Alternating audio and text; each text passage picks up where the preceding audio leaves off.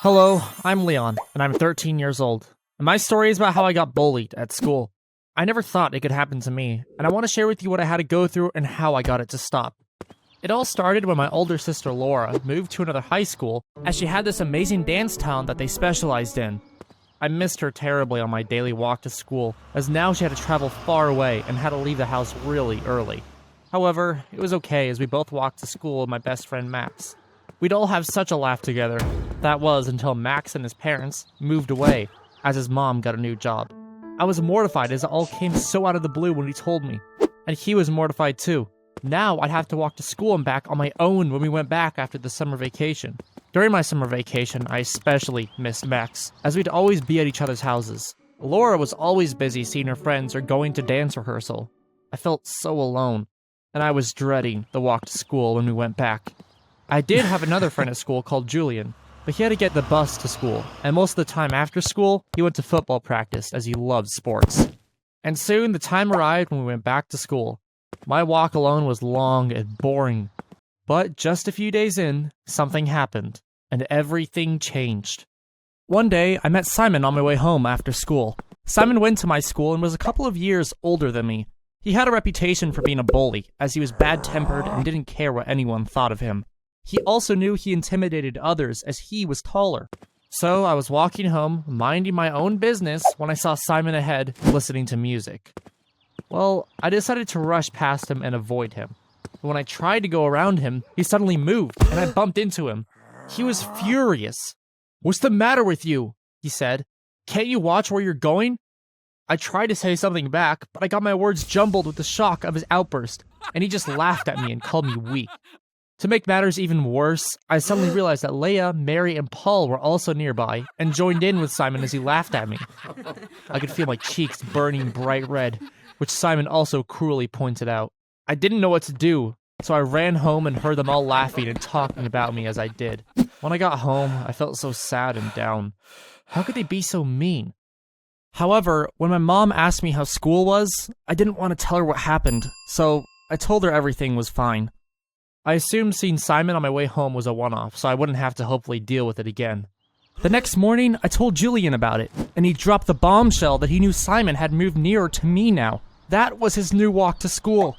He suggested that I join him at soccer practice, as Simon was also on the team, and he might see me differently. We might even become friends like he is with him. But the problem was, I hated soccer, and I wasn't very good at it. I even thought Julian would have known this, so I mentioned it to him again. He said he knew that, but suggested I went to his place on Saturday to have soccer practice with the team anyway. Try to get something in common with them. After soccer practice, they always watched an action movie or played video games together. Simon was okay if you got to know him, but I stood my ground and said, "I'm not interested in computer games or action movies either. I like butterflies and nature documentaries." "That's kid stuff," Julian said. "And you wonder why the other boys can't do anything with you," Julian replied in frustration. Simon continued to annoy me daily, and his taunts were getting ruder and ruder. And Leah, Mary, and Paul continued to giggle nervously as they watched on. One day, on the way home from school, Simon cruelly grabbed my cap and started to throw it back and forth with Paul. He was making fun of me, and Paul was nervously joining in with him again. Then Leah and Mary turned up and joined in too. Suddenly, out of spite, Simon threw the cap into the river, and it quickly drifted away. I was furious, and I shoved Simon hard. Everyone was silent for a moment, and just stared at us. Then, Simon punched me. I fell to the ground, and I saw Simon's angry face above me. He threatened to finish me off for good if I snitched on him and told anyone at home or at school. At home, my mom was concerned, as I had scratches on my arms and chin. But I told her I had fallen down an embankment trying to retrieve my cap, which had fallen accidentally into the river. When I was alone in my room, I felt so down and upset. I couldn't concentrate on my homework or my favorite nature documentary. My change was soon noticed at home. My mom and Laura thought that my separation from Max was hitting me hard. Laura asked, "Are you okay, little brother? You're so closed off." And she invited Max to come over for the weekend. When Max came to see me the following Saturday, I showed him my new poster with exotic butterflies and wanted to know everything about his new apartment and his new school. It was the first time in a long time that I felt so relaxed and more like myself again. We talked all night until we heard a tap at the window. When we looked up, A creepy clown face was staring back at us. I screamed and Max rushed to the window. Laura suddenly charged into my room too, wondering what all the noise was about. Max had already opened the window and was screaming after the fleeing clown. It was Simon. I knew it. I burst into tears, and I told Max and Laura everything that had been going on and how cruel Simon and his friends had been to me. Laura and Max had great sympathy, and were both angry with Simon. The next morning, Max had called Leah, Mary, and Paul and asked them all to meet him in the park in the afternoon. They didn't expect to see me and Laura too when they met. Max and Laura told them how bad the situation was for me and how it started to make me distracted and depressed. At first, they protested a bit, but then they showed that they felt guilty and ashamed that they joined in with Simon. Paul even confessed that he had been too cowardly to stand up to Simon and knew none of it was right. Laura reminded them that Simon could have chosen to pick on any one of them instead, so they all needed to stick together. We all left feeling better. And Laura asked Mom to drop me off for a change, telling her I'd hurt my foot.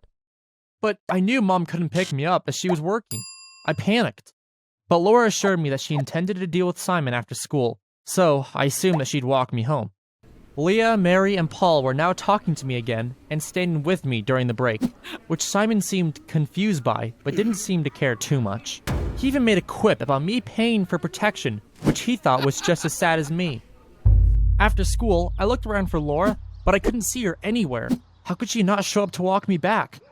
I thought that maybe Simon might have already left, so I decided to run home as quickly as possible and go a different way. However, I hadn't got far when I saw Simon. He immediately started insulting me, asking me where my butterfly net was. He was angry and walked up to me menacingly. I thought he might hit me. He pushed me lightly, then told me I was the biggest loser he'd ever met. I was mortified and felt helpless. I couldn't put up with this every day. I was broken. I tried to rush off to the river and get away from him, but he followed me, taunting and pushing me cruelly. However, when we got to the pedestrian bridge, Leah, Mary, and Paul were also there. They saw that Simon was bullying me, and although they didn't join in, they didn't say anything to make him stop either. How could this be my life? Then suddenly, the most amazing thing happened. Laura appeared and stood right in front of Simon, but didn't say anything. She just stared him out sternly. You could see Simon squirming, and he kept looking embarrassed towards Leah, Mary, and Paul.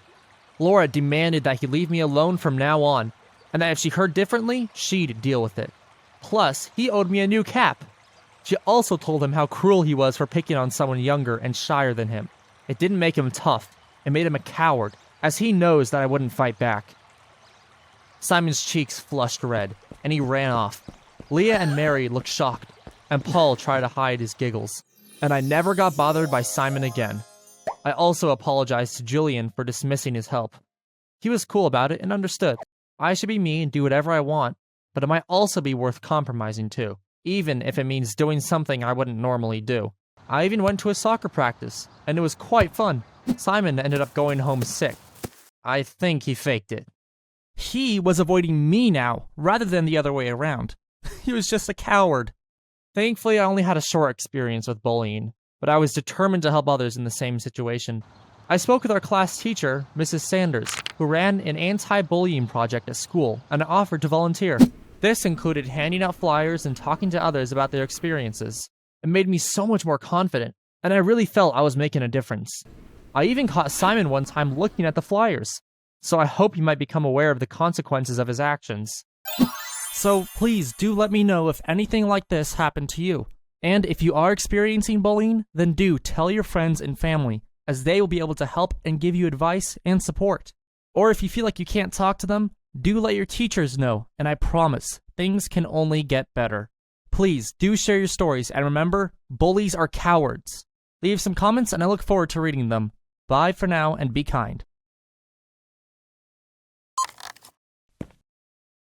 Bonjour, je m'appelle Dan, and it.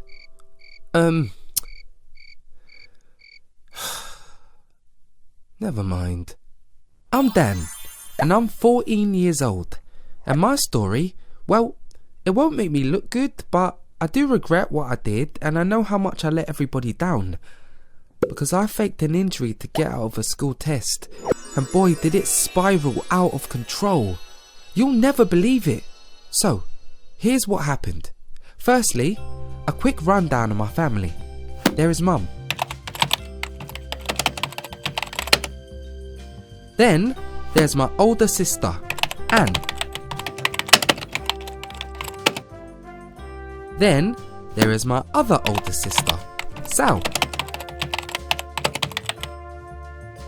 Anne and Sal fight like cats and dogs. Anne always accuses Sal of stealing her clothes and makeup. And in my story, there's also my best friend, Rob.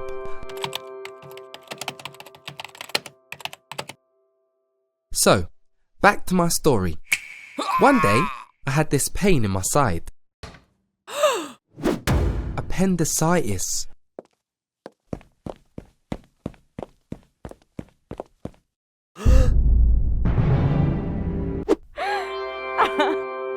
It was like my family were different people. But the best thing, I got out of French. I hated French.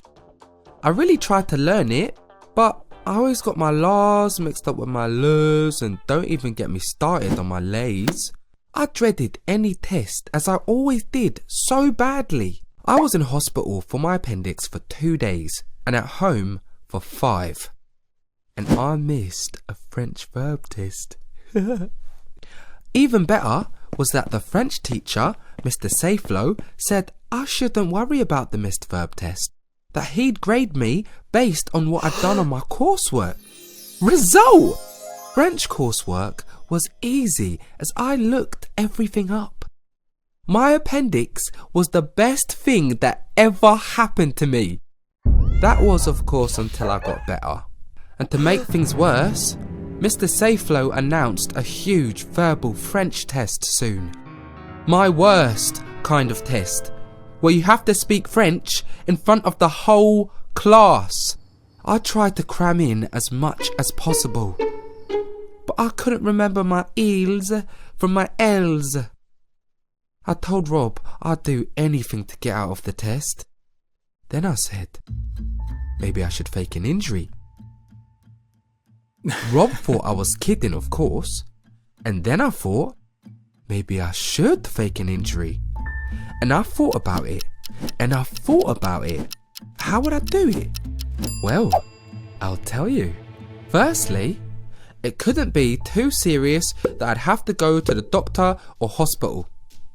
If I could just miss school for like 3 days, then I'd miss the test. Easy.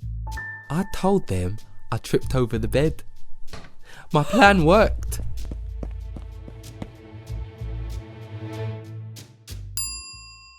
The next day, Mum said I should rest my ankle and stay off school. Result, or rather, resultat. Mum said I could revise for the French verbal test. But I knew I wouldn't need to. Rob phoned to see if I was okay. He laughed and said that at first he thought that I'd faked it like I joked about, but that I would never do that. Would I? The next morning was a close call. Mum said my ankle looked okay as it wasn't swollen or bruised. I should try school. But I insisted it really hurt. And thankfully, she let me stay home again.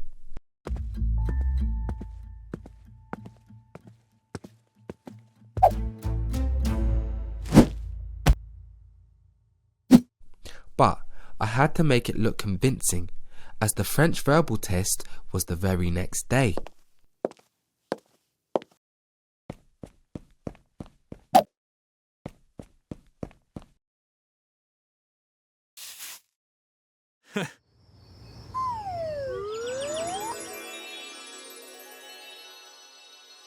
And she believed it, and so did Rob. Anne and Sal had been getting on lately, but then Anne accused Sal of stealing her makeup, which Sal denied. But I couldn't tell them it was me. I'd done it. I'd missed the stupid test.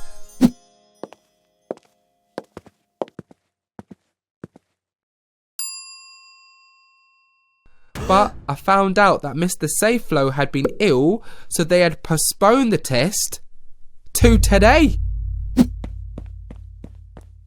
I hadn't even bothered revising as I'd thought I'd missed it. There was only one thing to do. I had to fake being sick to get out of it. Mr. Safeflow wanted to call an ambulance, but I insisted it was something I ate. Did I feel bad? Yes. Would I do it again? No! And I got away with it. Then, unexpectedly, I got a visit from Rob. He asked me if I was really ill. Was I faking it like I joked about? I denied it, of course. He then said he'd seen me walking okay. I said that he was seeing things, that this wasn't making me feel better. How could he think such a thing? He was just jealous. And of course he was right. But I couldn't tell the truth now, could I? Maybe I should just study. I mean, I can't get out of every test forever, can I? Then the most horrible, terrible, traumatizing thing happened. Mr. Safeflow wanted me to do my verbal test right there and then. There was only one thing for it. Yep, I pretended to faint. I mean, what would you have done? And this time, the school called an ambulance.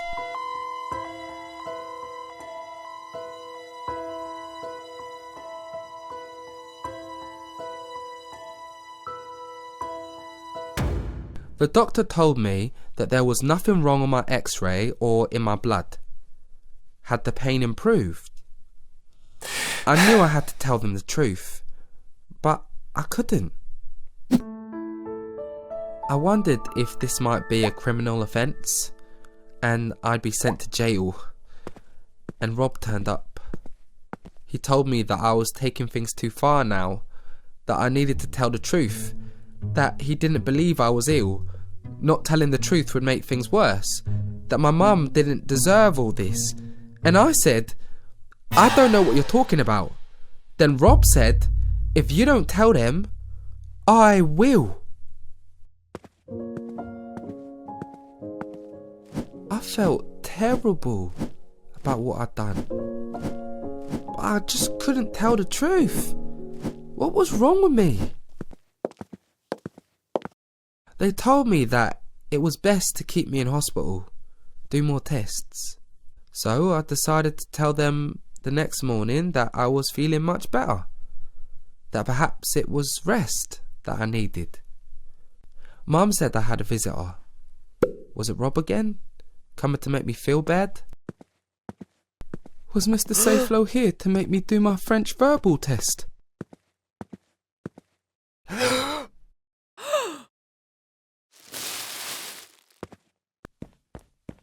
Mum told me that the doctors wanted to operate. Open me up to see what's wrong. There's nothing wrong with me! I said I was sorry, but it didn't seem enough. The doctor said how me lying stopped other people from getting an x-ray or seeing the doctor, someone that really needed it. What had I done?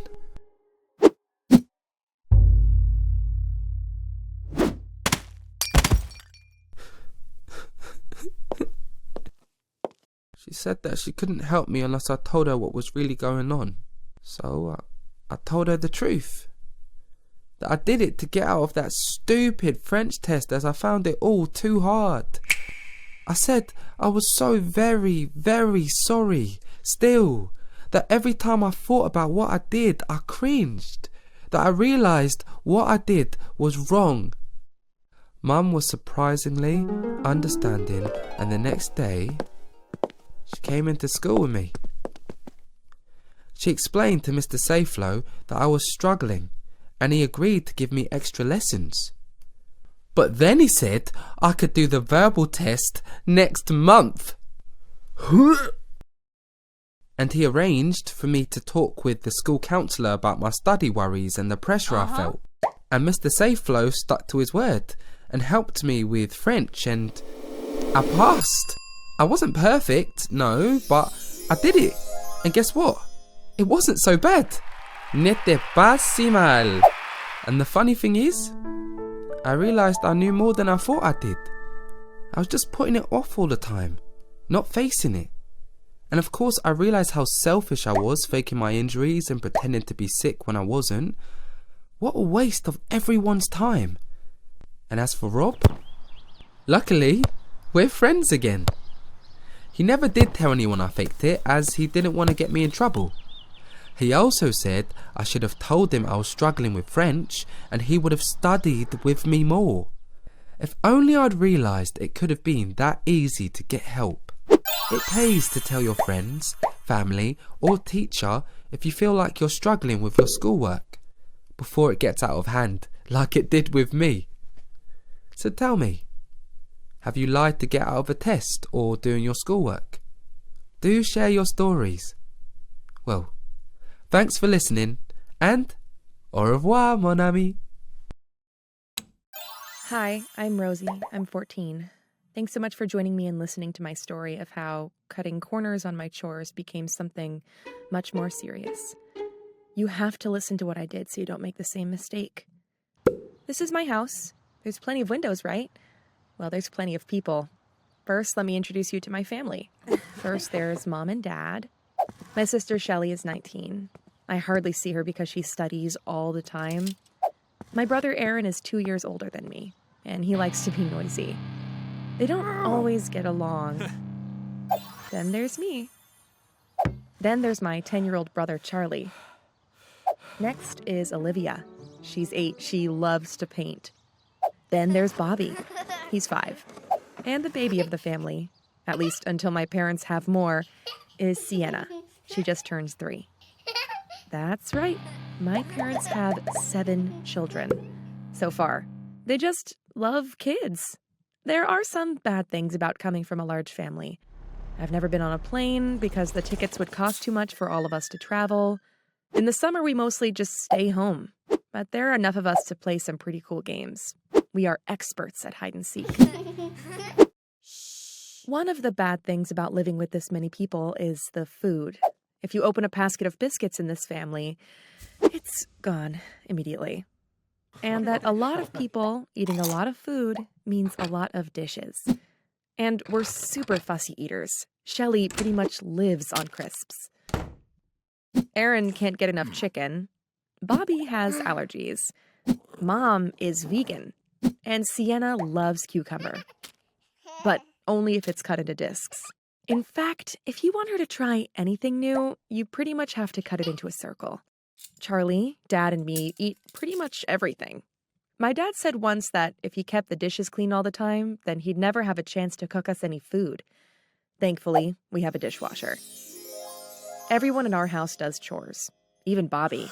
And it's my job to load and unload the dishwasher. It used to be Shelly's job, but she's got super important exams, so now the dishes are my responsibility. Everyone knows to put the dirty dishes on one side and get clean dishes from the other side. We don't put them away. We use them too fast for that. It's exhausting. There's just never a time when everything is clean. One day in the summer, we were having an epic game of hide and seek when Mom called out, "Rosie, dishwasher's finished." I went to the kitchen, annoyed that I was missing the game. I quickly got all the clean dishes out and piled them up on the side. Then I chucked all the dirty dishes in. There were more than usual because Aaron was teaching himself how to cook. His dish of the week was Southern fried chicken. However, it was a miracle. I nearly got everything in. There was just one bowl left. I looked at it. It looked clean. I knew that Olivia had been painting earlier that day. I thought she used the bowl to wash her brushes. I was kind of annoyed. Even though it was my job to do the dishes, she was old enough to tidy up after her hobbies. I rinsed the bowl for 2 seconds in some cold water and moved it to the clean side of the kitchen. I had finally done the dishes. I raced back to join the game of hide and seek. Pretty soon, Dad called out, "Hands at the ready," which is his dad way of telling us to wash our hands before we eat. We had slices of tomato, bread rolls, meat, and cucumber. Slices of banana and some cheese. Sienna wouldn't try the cheese until Bobby cut it into the right shape with a cookie cutter. And some of us had the chicken that Aaron had made. It was delicious. Dad joked that he should be a chef when he grows up, but Aaron said, "There's no need. When I'm a famous rock guitarist, I'll employ a chef." Pretty soon after that, everyone got sick. Mom got sick. Aaron got sick. Olivia got sick. Bobby got sick. It was awful. Just when we thought everything had calmed down, Sienna got sick. They were sick for about 3 days. Then, thankfully, everyone began to get better. Everyone except Sienna. She just couldn't eat or drink anything, not even water, until Mom realized there was only one thing to be done. It was awful. Mom and Dad were so worried. I'd never seen them looking so frightened. Once she was in the hospital, Sienna got a lot better really fast because they put fluids inside her to help the dehydration. Then they did a bunch of tests. And then they discovered she had a kind of food poisoning called Campylobacter. You can get it a few different ways, but one of the most common is from chicken that hasn't been cooked properly. "But Sienna doesn't eat chicken," said Mom. "She only eats things that are round." The doctors asked us to think back to what we had eaten before everyone got sick. The whole family thought as hard as they could. Aaron looked super guilty. "Mom," he said, "do you think my fried chicken made Sienna sick?" Mom looked at Dad. "The chicken was cooked all the way through," said Dad. "We tested it really carefully. And anyway," said Mom, "I got sick and I didn't eat the chicken." "Who ate the chicken?" I asked. We worked out that Dad, Charlie, me, and Aaron had all had chicken for lunch. The doctor asked, "What else did you have that day?" "Cucumber," said Mom. "We have cucumber with every meal." "But people can't get sick from cucumber," I said. Can you believe it was the cucumber that made everyone sick? But sure enough, we worked out that everyone who got sick had eaten the cucumber.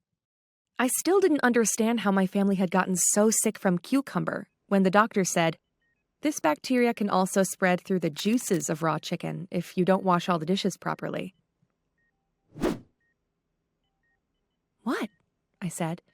"We have a dishwasher. I just load and unload." And then I remembered. The bowl. For a moment, I considered not telling my family what I had done, but I knew I would never live with myself if I didn't tell the truth. "The bowl with the purple stripe," I said. "I thought Olivia had just used it for painting, so I just quickly rinsed it." And Aaron looked horrified. "The bowl with the purple stripe! I put the chicken in it before I did the spices." "Oh, Rosie," said Mom, so sadly. Somehow, the fact that she was sad was worse than if she'd been angry. I started to cry. "Mom," I said, "I'm so sorry. I just wanted all the dishes to be clean." I didn't think I could feel any worse than at that moment. But I could, because just then, Sienna said, "Mommy, my legs feel all funny." The doctor said, "Everybody out," and we watched through the window. The doctor asked Sienna to move her legs, to try and get out of bed, but she couldn't. She couldn't move her legs at all. She was paralyzed. They had to do a bunch more tests. And then the paralysis spread to her arms. Sienna had a rare reaction to the Campylobacter bacteria. It can be very serious. Her own nervous system was attacking her. Mom and Dad were at the hospital all the time, and we went in for visiting hours every single day. Thankfully, Sienna was really lucky. The paralysis only lasted 2 weeks. But I can tell you, it was the longest 2 weeks of my life. When she came back home, she was pretty much back to normal. Except because hospital food comes in all shapes and sizes, she learned to eat things that aren't round. Now she likes things in all shapes and sizes. And me? I learned never to cut corners on my chores. So, that's how I poisoned my family and paralyzed my sister. We're super lucky that she didn't die. Have you ever cut corners on your chores? Let me know in the comments. I'm sure I can't be the only one. And here, thankfully, things are pretty much back to normal. I'm coming to find you!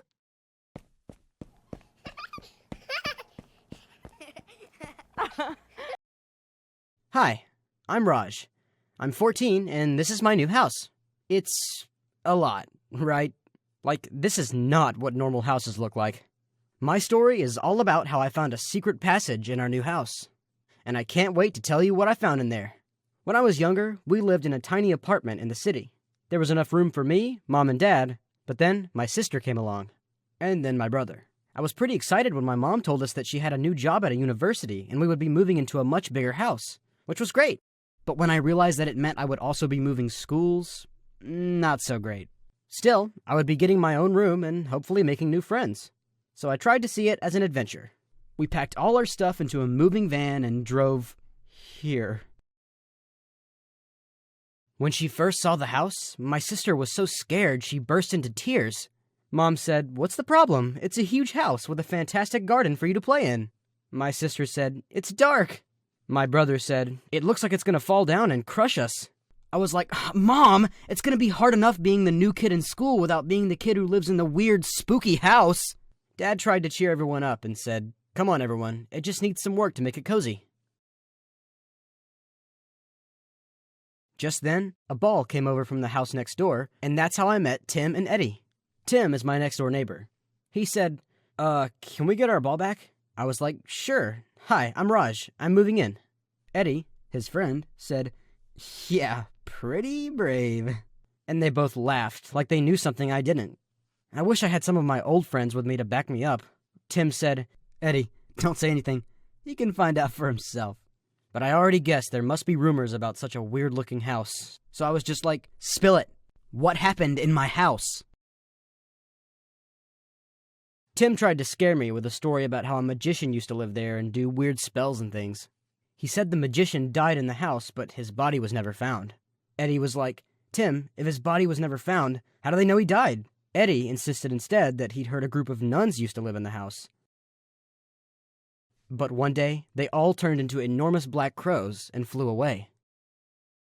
Just then, Tim's mom came over. She scolded Tim and Eddie. "Boys, don't be telling the new neighbor any of your silly stories. The nuns moved to Canada, and that magician retired to the south of France. The house was just rented by students at the university." Tim and Eddie were like, "Yeah, basically no one's ever going to want to come to your weird house." And I didn't want to be known as the boy with the weird house, so I said, "Yeah? Shame. You'll miss out on seeing all the cool stuff that's still in there. Unless you're just too scared to come in," I said.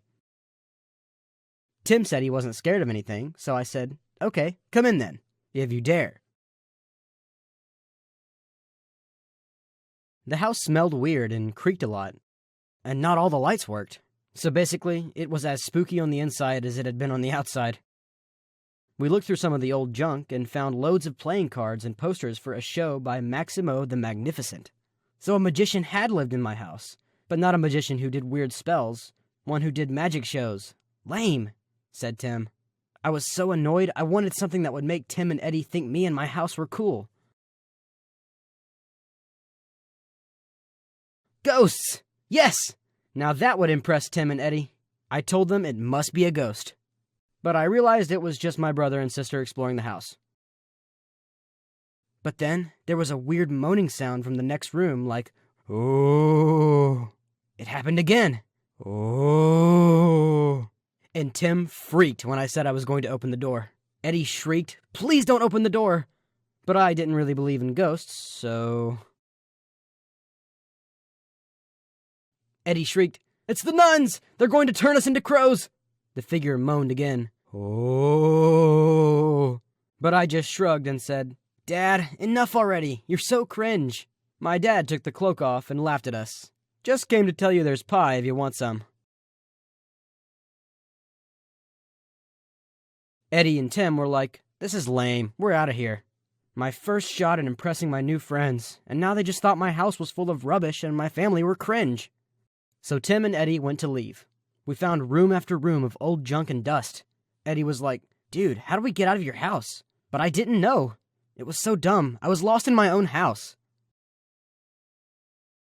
We found a dark room full of old books.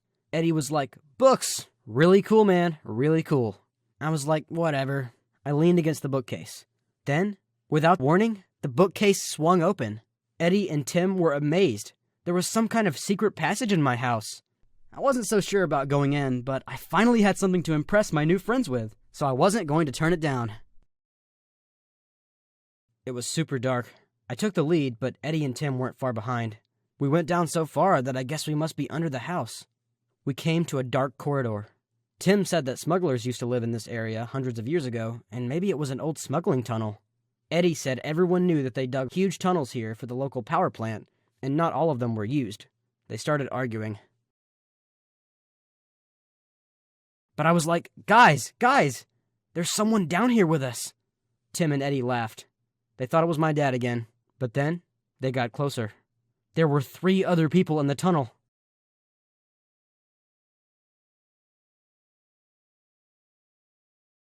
I took 1 step forward, and the person in the corridor also took a step forward. I took a step back. They took a step back. I thought about what would make someone want to live in the dark down here. Maybe it wasn't a person. Maybe it was some kind of monster. I raised my torch to get a better look. And I saw my own face. There wasn't anyone in the secret passageway. It was a mirror. I was like, guys, it's okay. Tim went behind the mirror for a closer look.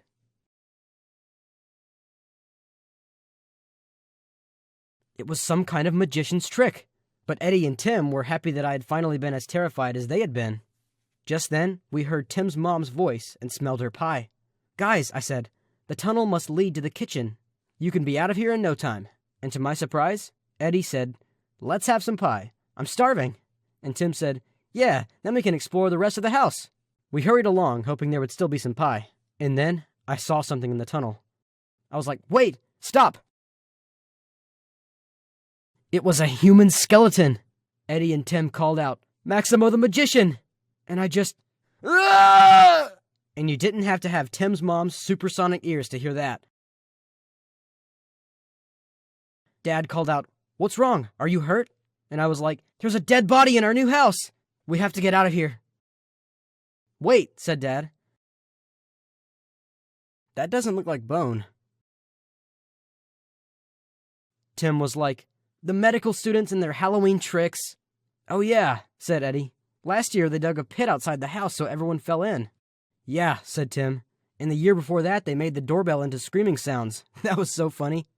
Medical students. Why didn't anyone tell me? Then my dad was like, okay, that's enough standing around in the passageway. Time for pie.